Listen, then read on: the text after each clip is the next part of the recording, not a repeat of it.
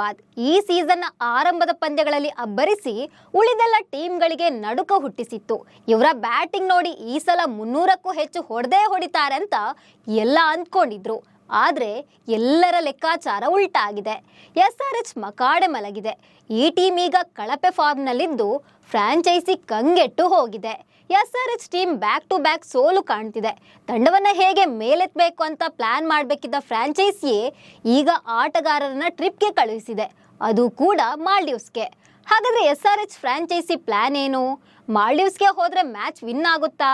ಜಾಲಿ trip ಮಾಡಿದ ಮೇಲೆ ಪಂದ್ಯ ಗೆಲ್ಲುತ್ತಾ ಅನ್ನೋದನ್ನು ನಿಮಗೆ ತಿಳಿಸಿಕೊಡ್ತೀನಿ. ನಾನು ಶ್ವೇತಾ. ನೀವು ಸುದ್ದಿ ಅನ್ನದ ಸಬ್ಸ್ಕ್ರೈಬರ್ ಆಗೋದಕ್ಕೆ ಮರಿಬೇಡಿ.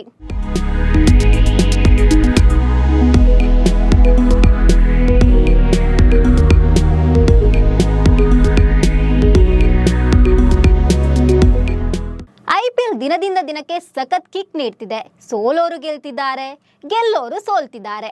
ಈ ಬಾರಿಯ IPL ನಲ್ಲಿ ಫ್ರಾಂಚೈಸಿಗಳ ಲೆಕ್ಕಾಚಾರಗಳೆಲ್ಲ ಉಲ್ಟಾ ಪಲ್ಟಾ ಆಗಿದೆ. ಸ್ಟ್ರಾಂಗ್ ಅನ್ಕೊಂಡವರೆಲ್ಲ ಕಳಪೆ ಫಾರ್ಮ್ ನಲ್ಲಿದ್ದಾರೆ. ಅಂಡರ್ ಎಸ್ಟಿಮೇಟ್ ಆಗಿದ್ದವರೆಲ್ಲ ಬೆಸ್ಟ್ ಪರ್ಫಾರ್ಮೆನ್ಸ್ ಕೊಡ್ತಿದ್ದಾರೆ.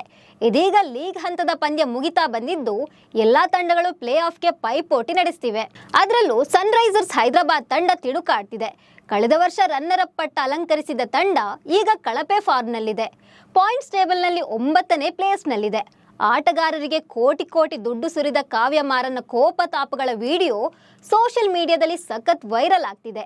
ಈ ನಡುವೆ ಕಳಪೆ ಫಾರ್ಮ್ನಲ್ಲಿರೋ ಟೀಮ್ನ ಹೇಗಾದ್ರೂ ಲಯಕ್ಕೆ ತರಬೇಕು, ಮುಂದಿನ ಪಂದ್ಯಗಳಲ್ಲಿ ಮ್ಯಾಚ್ ಗೆಲ್ಲಲು ರಣತಂತ್ರ ಹೂಡಬೇಕಿದ್ದ ಟೀಮ್ ಜಾಲಿ ಟ್ರಿಪ್ಗೆ ಹೋಗಿದೆ. ಅದು ಕೂಡ ಆಟಗಾರರನ್ನ ಫ್ರಾಂಚೈಸಿಯೇ ಕಳಿಸಿರೋದು.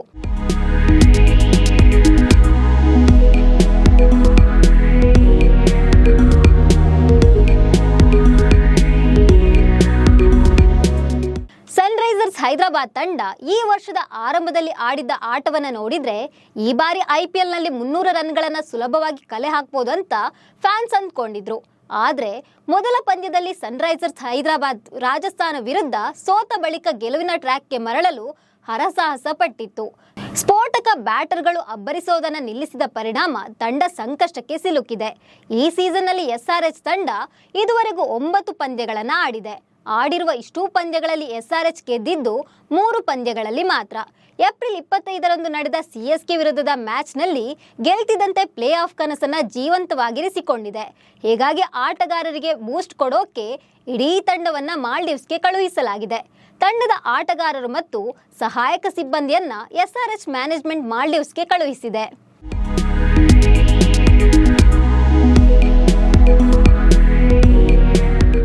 ಹೈದರಾಬಾದ್ ತಂಡವು ತಮ್ಮ ಮುಂದಿನ ಪಂದ್ಯವನ್ನ ಗುಜರಾತ್ ಟೈಟನ್ಸ್ ವಿರುದ್ಧ ಆಡಲಿದೆ. ಈ ಪಂದ್ಯವು ಮೇ 2ರ ಶುಕ್ರವಾರ ಗುಜರಾತಿನ ಅಹಮದಾಬಾದ್ನಲ್ಲಿರುವ ನರೇಂದ್ರ ಮೋದಿ ಸ್ಟೇಡಿಯಂನಲ್ಲಿ ನಡೆಯಲಿದೆ. ಇದೀಗ SRH ಫ್ರಾಂಚೈಸಿ ಆಟಗಾರರನ್ನ ಮಾಲ್ಡೀವ್ಸ್ಗೆ ಕಳುಹಿಸೋದ್ರ ಹಿಂದೆ ಒಂದು ಕಾರಣ ಇದೆ ಅಂತ ಹೇಳಲಾಗ್ತಿದೆ. ಈ ಟ್ರಿಪ್ ಆಟಗಾರರಿಗೆ ವಿಶ್ರಾಂತಿ ನೀಡೋದಲ್ಲದೆ ಹೊಸ ಉತ್ಸಾಹವನ್ನ ತರುತ್ತೆ. ಇದರಿಂದ ಮೆಂಟಲಿ ಸ್ಟ್ರಾಂಗ್ ಆಗ್ತಾರೆ ಅಂತ ಸನ್ರೈಸರ್ಸ್ ಹೈದರಾಬಾದ್ ಆಡಳಿತ ಮಂಡಳಿ ನಂಬಿದೆ. ಈ ಟ್ರಿಪ್ನ ನಂತರ ಪ್ರಮುಖ ಪಂದ್ಯಗಳು ನಡೆಯೋದ್ರಿಂದ ಆಟಗಾರರು ಈ ಪಂದ್ಯಗಳಲ್ಲಿ ಹೊಸ ಉತ್ಸಾಹದಿಂದ ಮೈದಾನಕ್ಕೆ ಇಳಿದು ಉತ್ತಮ ಫಲಿತಾಂಶಗಳನ್ನ ಸಾಧಿಸ್ತಾರೆ ಅಂತ ಕಾವ್ಯ ಮಾರನ್ ಟೀಮ್ ನಂಬಿದೆ. ಹೀಗಾಗಿ ಆಟಗಾರರನ್ನ ತಮ್ಮ ಫ್ಯಾಮಿಲಿ ಜೊತೆ ಮಾಲ್ಡೀವ್ಸ್ ಟ್ರಿಪ್ಸ್ಗೆ ಕಳುಹಿಸಿರೋದು. ಇನ್ನು ಸನ್ರೈಸರ್ಸ್ ಹೈದರಾಬಾದ್ ತಂಡ 5 ಪಂದ್ಯಗಳನ್ನ ಆಡಲಿದೆ. ಸನ್ರೈಸರ್ಸ್ ಎಲ್ಲ 5 ಪಂದ್ಯಗಳನ್ನ ಗೆದ್ರೆ ಮಾತ್ರ ಪ್ಲೇ ಆಫ್ಗೆ ಪ್ರವೇಶಿಸುವ ಅವಕಾಶವಿದೆ.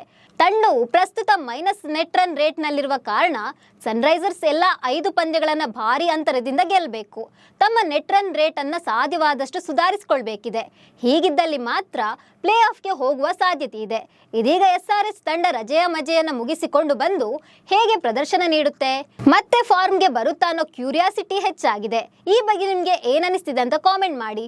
ನಮಸ್ಕಾರ.